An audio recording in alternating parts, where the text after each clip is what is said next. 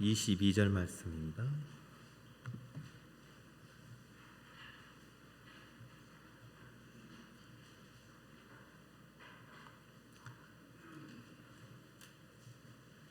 구약 406페이지입니다.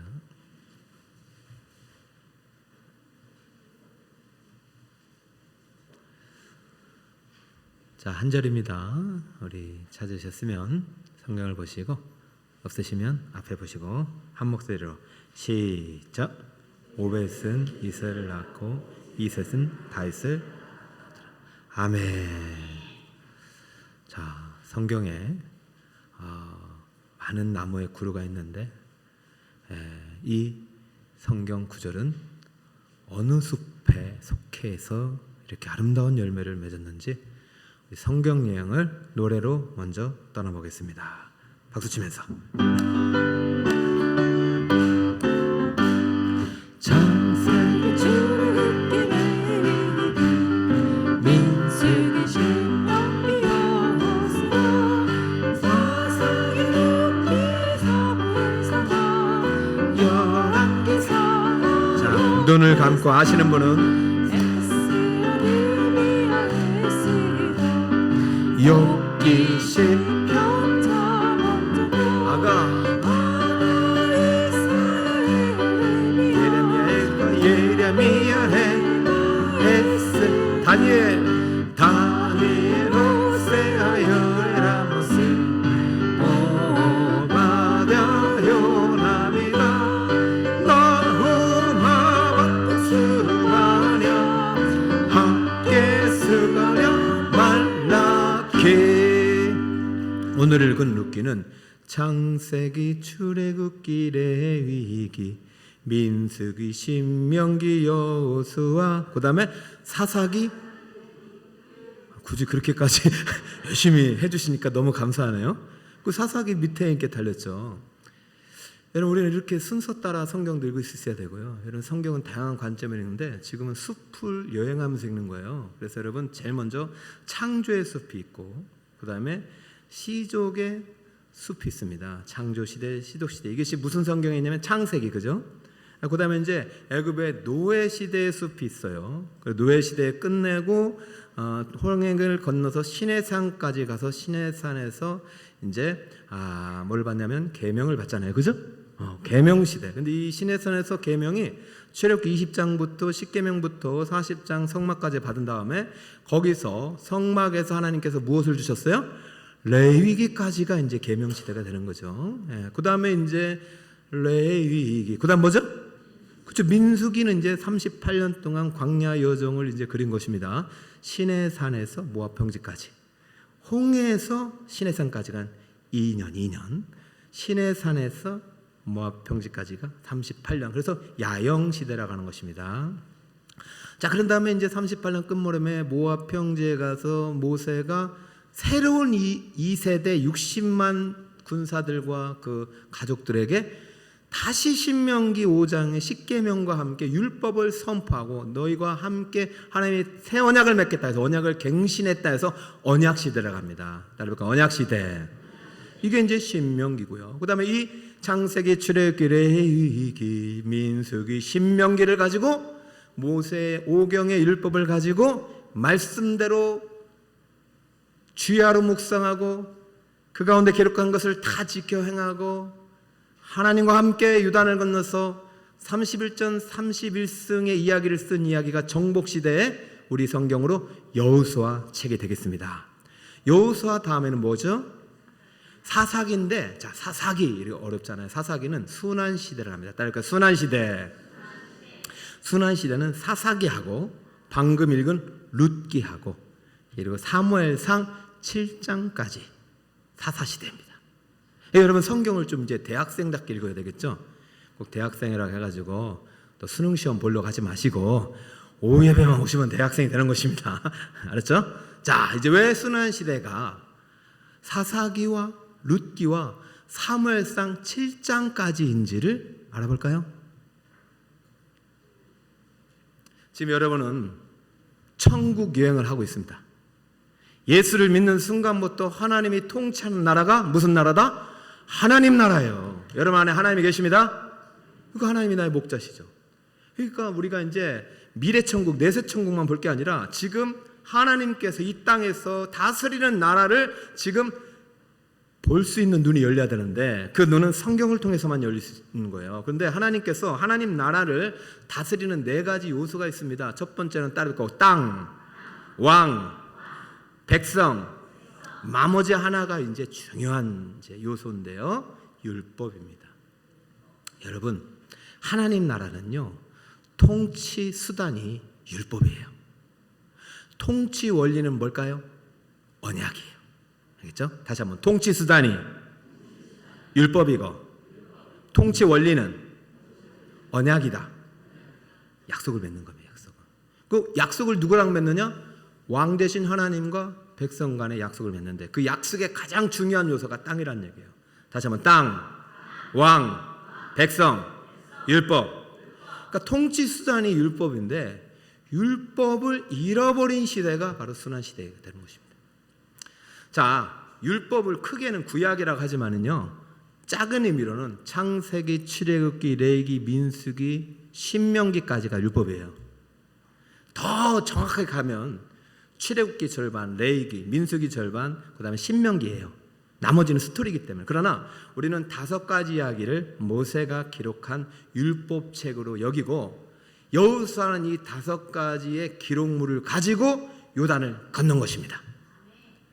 그러므로 하나님께서 네가 요단을 건너서 저 땅에 가서 승리하려면 반드시 율법책을 주야로 묵상하고 그 가운데 기록한 대로 다 지켜 행하라. 할렐루야. 여러분, 말씀 없이 살아간다는 것은 사실 그리스도인으로서 불가능한 것입니다. 그는 인생이 바뀌지가 않아요. 아무리 가나안 땅 가서요, 매일 애굽을 그리워한답니다. 틈만 나면 옛날 얘기예요. 옛날이 좋았어.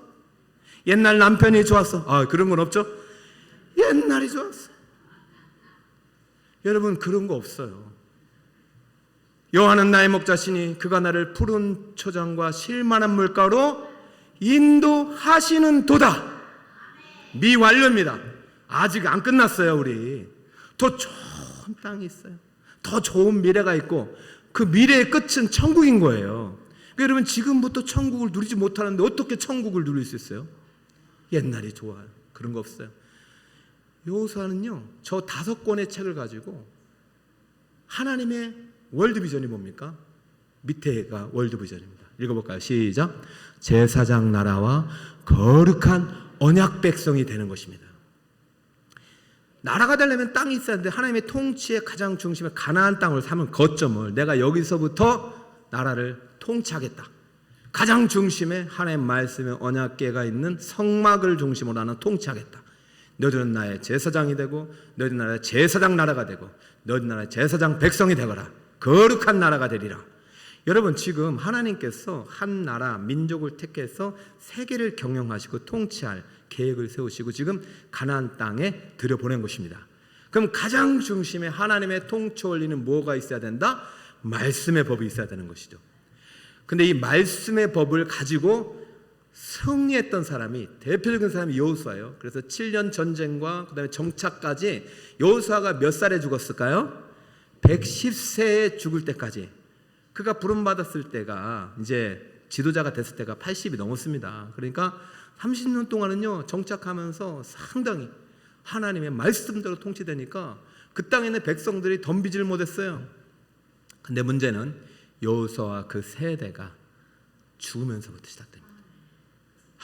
그래서 이게 이제 우리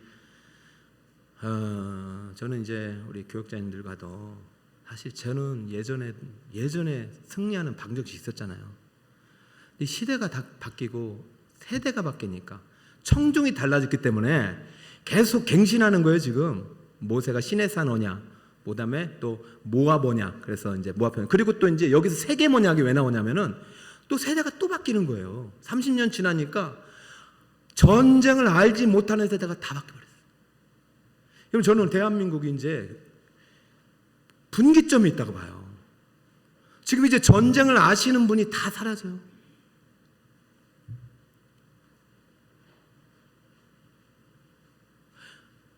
전쟁의 무서움을,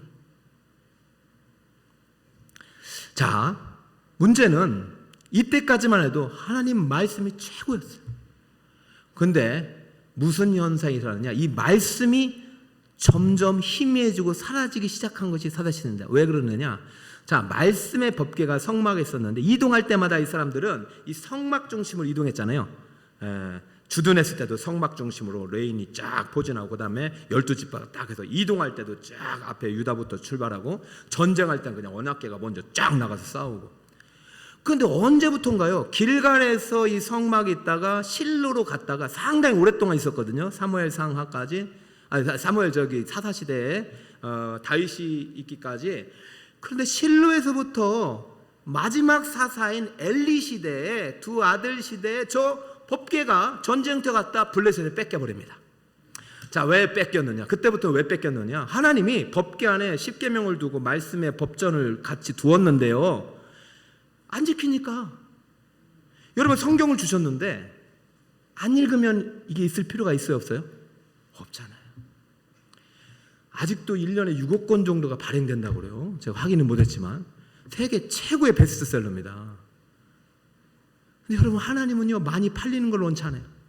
얼마나 믿느냐, 얼마나 순종하느냐.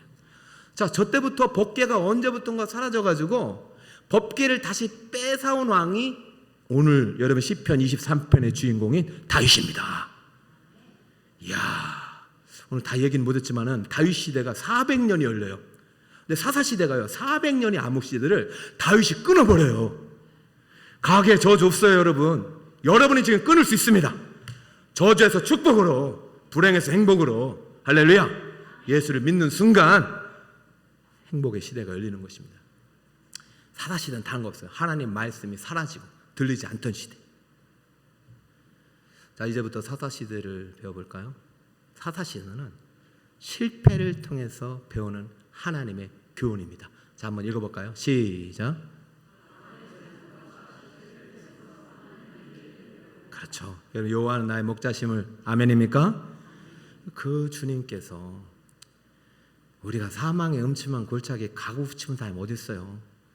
하나님이 인도하신 대로 가지 않다 보면 빠지게 되는 거예요. 근데 주님이 나의 목자라고 믿는 사람은 하나님이 건져주신다니까요. 그러면서 고쳐주신다니까요. 소생시켜 주신다니까요. 복이 합당한으로 만들어 주신다니까요. 할렐루야.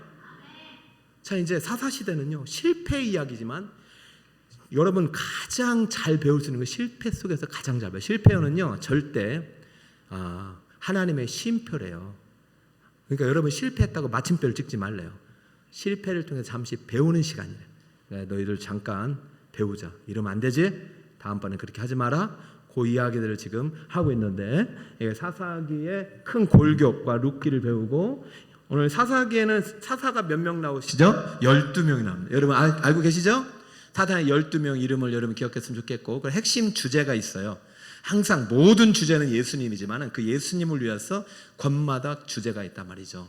자, 여러분, 이것은 항상 말씀드리지만 지금 7개의 숲을 지났어요. 정복까지. 오늘이 순환의 숲을 8개로 지나가고 있고, 이것은 사사기와 룻기, 사무엘상 7장까지가 되겠다는 말씀을 드리고, 이것은 여러분 다 나누어졌기 때문에 필요하신 분들은 찾아보시면 되고, 정말로 없는 분들은 저한테 오시면 그냥 다 드리겠습니다. 자, 현재 1847년도 야곱이 70명과 함께 애굽으로 요셉을 만나러 갔습니다.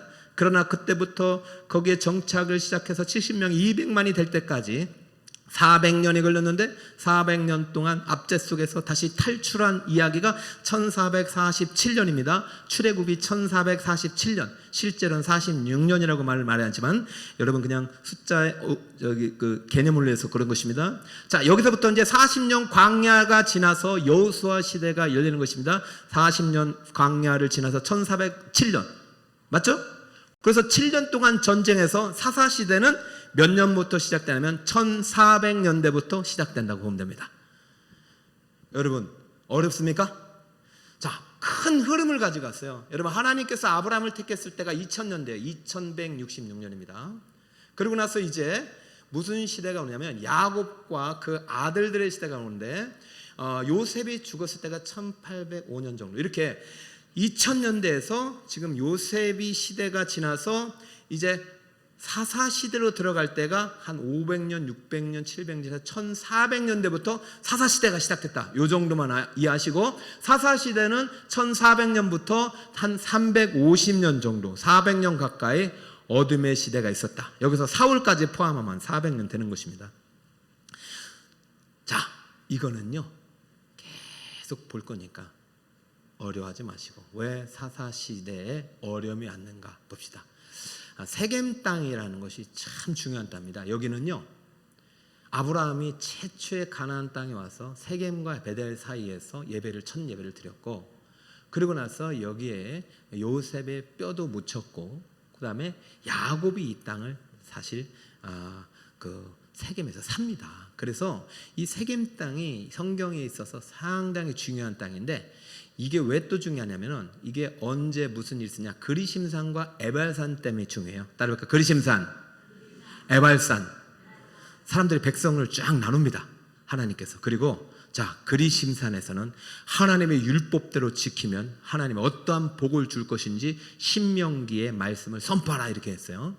그리고 에발산에 가서는 하나님이 말씀대로 지키지 않으면 어떤 저주가 임할 것인지 선포하라, 이렇게 했어요. 알겠죠? 그러다 보니까 이 세겜 땅에서 백성들이 요단강을 건너가기 전에 이런 말씀을 듣고 건너가서 신명기 27장, 28장에 있는 축복과 저주를 여호수아 8장에 가서 선포하기 시작합니다. 여러분 집에 가서 한번 읽어보세요. 그러면 이 말씀을 지키면 복을 받고, 말씀을 지키지 않으면 저주를 받을 것이다. 그러니까 여호수아와 함께한 세대들은 하나님 말씀을 지키겠어요, 안 지키겠어요? 지키는 거예요. 여러분 저기서요, 신명기 27, 28장 읽어보세요. 얼마나 복이 많은지 몰라요. 뛰어난 민족이 되고, 머리 될지언정 꼴이 되지 않고, 나가도 복을 받고 들어와도 복을 받고. 그런데요 재미있는 사실은 저주가 더 많아요. 하나님 말씀을 안 지키면 안 되게 해요. 그러니까 이 말씀을 알고 말씀이 살아있고 말씀대로 가르칠 때는 백성들이 다른 길로 안 가고 복의 길로 갔지만, 이 말씀의 법이 점점 희미해지기 시작한 세대가 이제 나타나는 것이에요. 왜? 여호수아가 110세에 죽으면서 너희들 이 세겜에서 언약을 다시 맺자. 하나님이 지금 모세에게 주신 말씀, 이 말씀대로 지켜라. 하나님의 말씀은 불변이다. 이제 너희들 지금 60만 대군이 왔는데 지금 시간 지나가지고 또 많이 지금 전쟁을 모르는 세대가 다 태어났구나. 앞으로 너희가 이제는 가나안 땅에서 행복하게 살려면 말씀대로 살아라. 말씀을 지켜라. 막 우리 모세가 모압 평지에서 느보산에서 마지막으로 막 죽으면서 했던 것처럼 여호수아도 간절하게 나와 내 집을 하나님을 택할 것인가? 제발 다른 신 섬기지 말고 우상을 섬기지 말고 여호와 이름을 망령되이 일컫지 말고 안식을 기억하여 거룩하게 지키고 네 부모를 공경하고. 그다음 뭐죠? 잃어버렸어요? 네 부모를 공경하라 다음에 뭡니까? 선악과를 먹지 마라? 저도 헷갈리게 살인하지 말라, 간음하지. 여러분 별거 아닌 것 같지만요, 우리가 말씀 항상 암송하는 게 중요한 게 아니라 지키는 게 중요하잖아요. 근데 사사기 2장에 가보세요. 또 여호수아가 죽었다는 얘기 또 하잖아요. 이게 너무나도 분기점이 되는 거예요. 영적인 지도자가 죽자 그 세대의 사람도 다 조상들에게 돌아갔고, 그 후에 일어난 다른 세대는 여호와를 알아야 몰라요? 알지 못하며 여호와께서 이스라엘 외에 행하신 일도 알지 못하였더라. 여러분 우리는요 하나님의 경험으로 싸우는 것입니다. 우리가 아무리 똑똑하다 해도요 하나님보다 지혜롭지 못합니다. 우리 다음 세대 자녀들에게 우리 선생님들 축복합니다. 정말 우리 많이 기도해 주시고, 이제 또 이제 전도단체 마치고 여름 성경학교 하는데 이게 어쩌면 더 중요할 수도 있어요. 구원받은 이후에 어떻게 우리가 살아갈 것인가. 그 법을 우리 다음 세대에게 알려주도 못하면 이 나라에 소망이 있겠습니까? 사사시대는 하나님을 잃어버리고 말씀을 잃어버린 시대예요. 그러니까 사사시대의 처음이 뭐냐면 새 세대는 여호수아도 알지 못했다. 이게 사사기 2장 9절부터 시작해서 이 사람의 결과가 어떻게 되냐면 각 사람이 그 속에 옳은 대로 행했더라. 사사기 17장 6절 21장 25절 두 번이나 반복하면서 이 시대에 왕이 있었어요 없었어요? 없어요. 하나님을 잃어버리잖아요.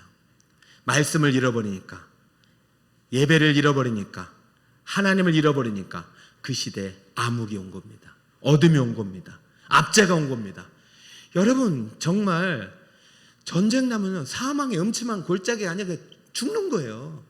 친구가 죽는 것이고 부모가 죽는 거예요. 우리 아직 부모님이 전쟁 세대가 살아있어요. 그때 하나님 우리나라를 보호하셨기 때문에 오늘 우리가 있는 줄 믿습니다. 정말 여러분 전쟁이 있든 없든 여호와는 나의 목자시니 내가 부족함이 없다는 신앙 고백을 가르쳐줘야 돼요. 성경의 경험을 가지고 나의 경험을 가지고 이것이 여러분의 정말로 실패가 우리 자녀들의 경험이 안 됐으면 좋겠어요. 패턴이 있어요. 항상 죄를 지어요. 노예를 압제를 당해요. 끌려가요. 식민 통치를 받아요. 간절히 하나님께 부르짖어요. 그러면 하나님께서 구원자 사사를 보내주시고 그런데요 사사가 죽자 잊어버려요. 이게 400년 동안 350년 계속 사이클이 반복되는 것이 사사시대고 그래서 사사시대를 순환시대라고 하는 것입니다. 따를까요? 순환시대. 죄가 계속 반복돼요. 하나님이 구원해 주셨는데 잊어버리는 거예요. 하나님이 구원해 주셨는데 고통을 잊어버리는 거예요. 여러분 400년의 압제에서 구원해 주셨는데 그 애굽의 고통을 잊어버리고 돌아간다고 하는 게 바로 인간의 죄성입니다. 죄성은요 끝이 없어요. 이런 죄성은 끝까지 싸워야 돼요. 피 흘리기까지. 죄와 싸워서 이길 수 있는 무기는 말씀과 기도밖에 없는데 말씀의 검이 무뎌지니 기도의 창이 날카롭지 못한 것입니다. 사랑하는 여러분, 이러한 5개의 사이클이 계속 크게 반복돼요. 크게 7번이라 하는데 이제 사사시대가 12명의 사사시대 중에서 크게 7번을 이제 기록해 놨다는 뜻입니다. 자, 오늘날에도 마찬가지요. 우리는 계속해서 하나님 말씀대로 살지 않고 내일 이게 계속돼요. 그러다 마감 시간에 쫓겨가지고 고통을 당하고 매 맞고 깨닫고 회개하고 간구하고 도와달라고 부르짖고 하나님께서 심판을 지연시키고 용서해주고 다시 기회를 주시면 또 죄를 짓고 그래서 우리 사사기를 또 복음이라고 합니다. 따라할까요? 또 복음. 또 죄를 짓고 또 부르짖고 또 구원하고 또 망각하고 또 죄를 짓고 여러분 그러지 맙시다. 하나님 말씀을 떠나지 않으면 돼요. 여호와가 나의 목자시니 내게 부족함이 없다고 고백하면 돼요.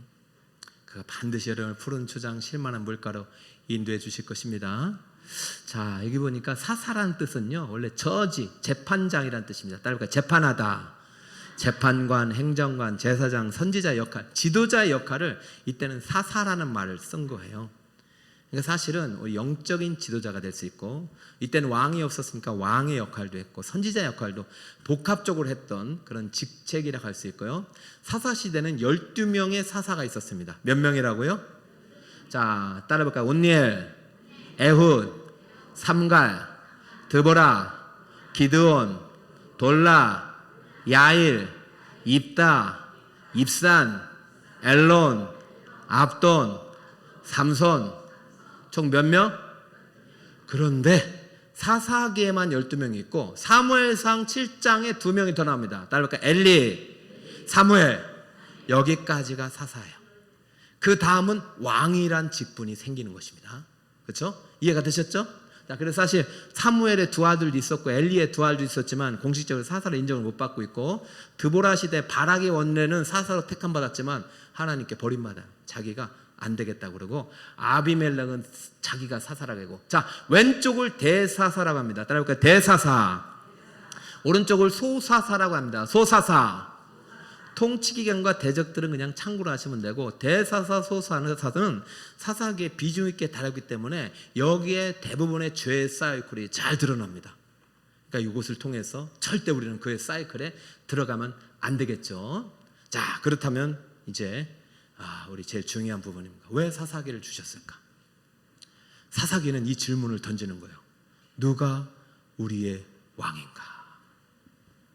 여러분 이 시대의 왕이 누구실까요? 우리의 왕은 누구십니까? 이번에 대통령을 뽑았잖아요. 대통령의 대통령은 누구일까요? 이재명의 왕은 하나님이시죠. 우리 대통령이 이것을 꼭 깨달았으면 좋겠고 그 영부인께서 예전에 그래도 교회를 나오셨다니까 희망을 걸어봅니다. 여러분 기도합시다. 누군들 하나님을 왕으로 섬기지 않으면 똑같은 거예요. 이 질문에 대한 답을 이제 찾아가는데 이 사람들은 두 사람에게서 좀 기다려 걸었어요. 한 사람은 기드온, 한 사람은 삼손. 야, 기드온은요 300명의 용사를 가지고 10만 대군을 물리쳤잖아요. 삼손은요 턱뼈 하나 가지고 나귀뼈 하나 가지고 몇천 명을 죽였잖아요.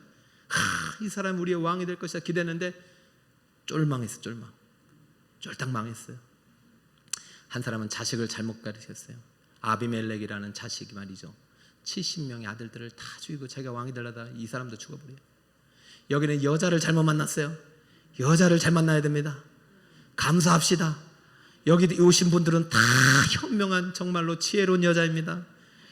여기 오신 권사님 집사님들 아내로 받으신 여러분들 감사하시기 바랍니다. 여기 계신 남편은 더 희귀종입니다. 오해 배우신 남편들은 정말로 하나님께서 복 받으신 분들입니다. 감사하시기 바랍니다. 아멘. 안 오시는 남편은 곧 인도하시리로다. 할렐루야. 이게 있잖아요. 인간에게는 희망이 있어요. 여러분 우리나라 대통령에게도 희망을 두지 마시고 대통령을 뽑아주신 하나님께 우리의 희망을 둡시다. 하나님이 인도해 주시리로다. 사망의 음침한 골짜기를 다닐지라도 해를 두려워하지 않을 것은 주께서 우리나라와 함께 하시는도다. 이 사람들 왕이 아니란 얘기를 하고 있는 거예요. 아니다. 그럼 누가 우리 왕인가의 얘기를 이 세 부분에 걸쳐 하는데 왕이 없어요. 왜? 다 자기가 왕이야. 여러분 사사시대는 다른 거 없어요. 하나님이 왕이 아닌 거예요. 우리 교회도 마찬가지예요. 우리의 주인은 하나님이에요. 우리의 머리는 예수님이에요. 저도 아니고 장로님, 집사님도 아니에요. 정말 하나님의 말씀의 법이 통치되도록 우리가 정말 온전한 예배를 드릴 때 하나님이 주인 돼서 다스리는 것입니다. 근데 예배가 사라지면 왕도 사라지죠. 예배가 사라졌다는 것은 하나님을 왕으로 인정하지 않는 거죠. 이 시대 법궤가 사라지니까 제사가 사라진 거 아닙니까? 법궤가 없는데 어떻게 제사를 드리고 지성소에서 하나님이 임재한단 말입니까? 그냥 껍데기 법궤를 가지고 살아갔던 시대. 왕이 없으므로 자기 소견에 옳은 대로 다 왕인 거예요. 누가 왕이냐? 그래서 사사기는 사실은 2장에 걸쳐서 정착한 이야기를 하는데 이때 무슨 중요한 이야기를 하냐면 많은 정적을 정착했는데 정복하지 못한 족속들이 있는 거예요. 왜 그러냐면 하나님 말씀대로 다 멸해야 되거든요. 타협을 하는 괜찮겠지 하는 것이 나중에는 이제 발목을 잡는 거죠. 여호수아가 죽자마자 그것이 드러난 것입니다. 그래서 계속해서 죄를 짓고 압제를 당하고 부르짖고 구원을 받고 또 망각하고 이 패턴이 이제 12사사 이야기 속에서 계속 반복되고 결국은요 망각으로 끝나서요. 야, 사사시대에서 여러분 17장부터 21장을 읽어보면요 이 얼마나 타락했는지 그 타락의 원인이 어디에 나오면 두 사람에게 나와요. 이 사사시대가 온 원인이 첫 번째는 타락한 제사장에서 17, 18장 내용이 나옵니다. 여러분 원래 레인들에게 성읍을 주고 그들의 필요를 11조와 헌물을 통해서 육적인 필요를 채워줬는데 그게 공급이 안 되니까 예배가 안 드려지니까 굳이 이분들에게 해줄 필요가 없잖아요. 그러니까 다 흩어지는 거예요. 그래서 돈 많이 주는 집에 가서 우상을 섬기는 제사장의 모습이 나오고요. 그 다음에 19장부터는 타락한 레위인의 가정의 모습이 나오는데 레위인이 첩을 두기도 하고요. 그 첩이 또 행음을 하다가지고 그 첩 찾으러 갔다가 한 지파가 다 몰살당하는 이야기가 19, 21장 이야기입니다. 그러니까 이 사사시대의 비극은 예배에서 있어요. 예배. 제가 왜 이렇게 이제 어렵게 또 성경대학을 또 하느냐. 사실 뭐 저는 어렵다고 보기는 어렵죠. 그런데 참 이 시대에 성경을 많이 안 읽어요, 사실은. 작년에 일독하신 분 이제 손 내려보세요. 야, 많이 하셨네요. 그러니까 자꾸 우리가 말씀의 빛 앞에 나아가야 되거든요.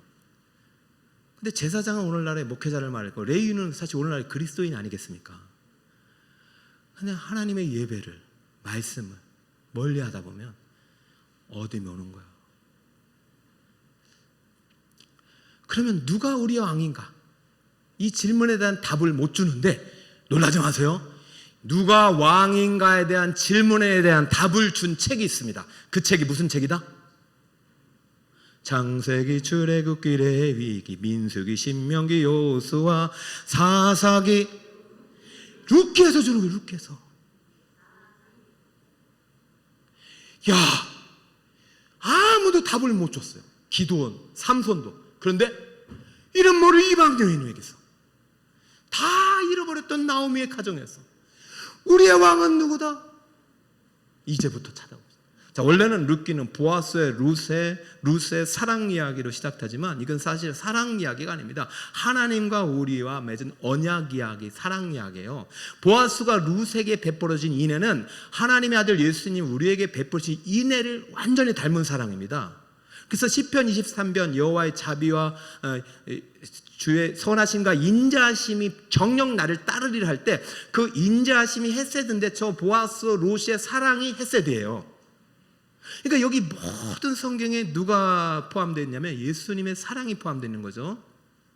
알콩달콩 사랑 이야기예요. 아주 그저 노년에 왔던 중년 신사가 아주 젊은 처자를 만나서 행복하게 살았다는 이야기가 아니라 하나님과 우리의 언약 이야기를 설명해 주면서 1장부터 4장까지 쫙 이제 엘리멜렉과 말론과 기론의 죽음, 한 가정의 파탄난 이야기 완전히 결핍으로 시작해가지고 이 룻과 함께 며느리와 함께 모압 땅 갔다가 돌아온 나오미, 텅 빈 나오미의 가정에 보아스라는 귀여운 물자가 와가지고 그의 가정에 창고를 가득 채우고 잔이 넘치게 했던 그 이야기, 그리고 마지막에 보아스와 룻을 통해서 하나님께서 주신 아들을 나오미가 안고 끝난 이야기가 바로 룻기의 이야기인데요. 이 구속의 사랑 이야기는 크게 4장으로 룻이 나오미를 따라 베들레헴으로 다시 오면서부터 회복이 시작됩니다. 룻이 어디로 오면서부터요? 그렇죠. 저는 그래서 우리 첫 번째 여러분과 했던 사경의 제목이 다시 베들레헴으로 돌아가잖아요. 위대한 회복의 드라마. 회복은요 베들레헴에 있어요. 베들레헴이 뭐냐면요 빵집이에요. 하나님의 말씀이 있는 집, 하나님의 교회가 바로 회복의 시작입니다. 여기서의 예배가 모든 회복의 출발입니다.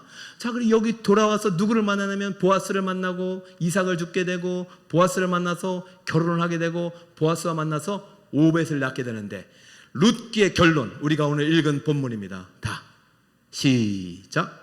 오벳은 이새는, 야, 그게 지금 사사기가 질문했죠. 우리 왕은 누구냐?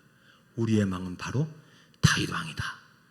그래서 다윗의 통치 시대부터 통일왕국의 시대가 열리면서, 자, 다윗부터 그 후손이 400년을 통치하는 역사가 바로 구약의 사무엘 상하, 열왕기 상하의 역사입니다. 자, 그러면은 여러분, 왜 400년이냐? 1010년에 다윗이 왕이 돼가지고 586년에 바벨론에서 망할 때까지가 400년이에요. 망하는 것도 마찬가지요. 언약궤가 사라졌어. 너무 슬퍼. 그래서 저는 어떻게든 이거 여러분 사라지지 않도록 도와드리는 거예요. 근데 사사기가 말한 이 질문에 대한 답이 다윗이라면, 이 다윗이 다시 말합니다. 진정한 왕은 누구다? 다윗의 자손, 아브라함과 다윗의 자손, 누구의 계시라? 예수 그리스도가 우리의 진정한 왕이다 하는 얘기를 우리 사사기, 룻기, 순환 시대를 통해서 하고 있는 것입니다. 할렐루야. 하나님이 여러분의 목자가 되시고 여러분의 임금이 되심을 믿으시 바랍니다. 하나님이시 우리나라의 임금이세요. 우리 이재명 대통령도 대리 통치자일 뿐이에요. 그분이 하나님의 법 앞에 무릎 꿇을 때 이 나라의 운명이 하나님 손에 들어가는 것입니다. 그분이 하나님의 법 앞에 무릎 꿇으면 어떻게 해야 돼요?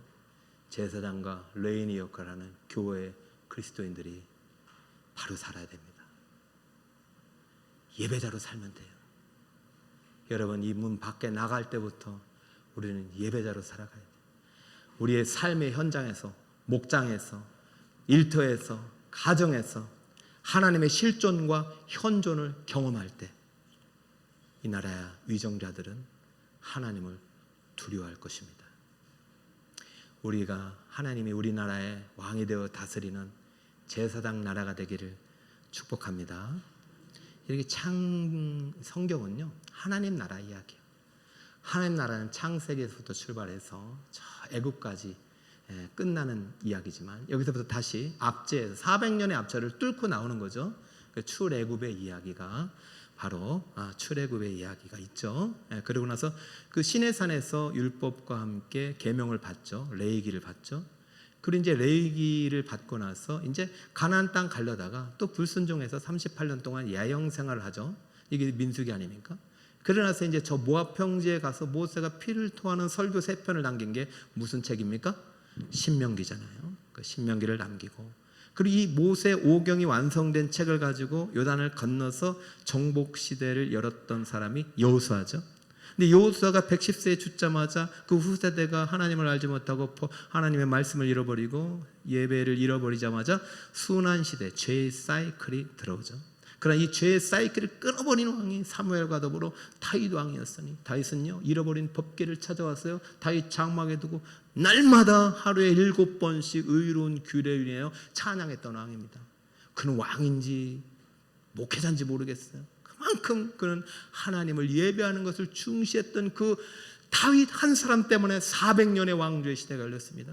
근데 400년 동안 다 좋았느냐? 그렇게 말씀대로 살지 못하다니까 솔로몬 아들 때부터요 어떻게 됐습니까? 남북으로 분열돼 가지고요. 좀 뭐 룻기도 있네, 그죠? 남북으로 사무엘 상하 시대부터 열왕기 상하 시대부터 북쪽은 벌써 720년에 망해가지고 아수르를 끌려가고 그다음에 남쪽도 586년에 망해가지고 바벨론을 끌려가고 그런데 이들을 데리고 다시 성전을 건축하면서 복귀했던 인물이 에스라 느헤미야가 되겠으니 여러분 성경 이야기는 다시 잃어버린 말씀을 찾고 잃어버린 예배를 찾고 하나님 나라를 이루어가는 이야기입니다. 여러분 천국은요 저 내세 천국도 있지만 바로 현세 천국도 있습니다. 예수님과 함께 예수님이 통치하는 그 나라에 그 중심에 예배가 있을 때 하나님은 그 나라와 그 가정과 그 지역을 보호해 주실 줄 믿습니다. 앞으로 북서울 꿈에게는 하나님의 말씀의 법대로 순종하고 말씀대로 지켜 행함으로 우리 때문에 이 지역이 복을 받고 우리 때문에 서울이 복을 받고 우리 때문에 가정과 우리 대한민국의 복을 받는 나라가 되길 바랍니다. 북서울 꿈의 교회가 제사장 교회가 되기를 축복합니다. 북서울 꿈의 교회가 거룩한 백성이 되기를 축복합니다. 할렐루야. 하나님께 박수. 자, 여러분 잘 이해하셨어요? 이렇게 이제 7월까지 이게 진행이 되고 또 8월 때는 쉬고 그러는데 오늘 보니까 이제 학생 아닌 분들도 많이 오셨는데 그냥 이렇게 들으시면서 성경이 이런 하나님의 이야기구나. 그래 읽고 계속해서 읽어 나가보세요. 정말로 좋습니다. 성경은요 다 읽어야 이해가 되는 것이 아니라 믿음을 읽으면 눈이 열리게 되는 것입니다. 아무쪼록 말씀 따라 승리하신 우리 성림 되시길 예수님의 이름으로 축복합니다. 536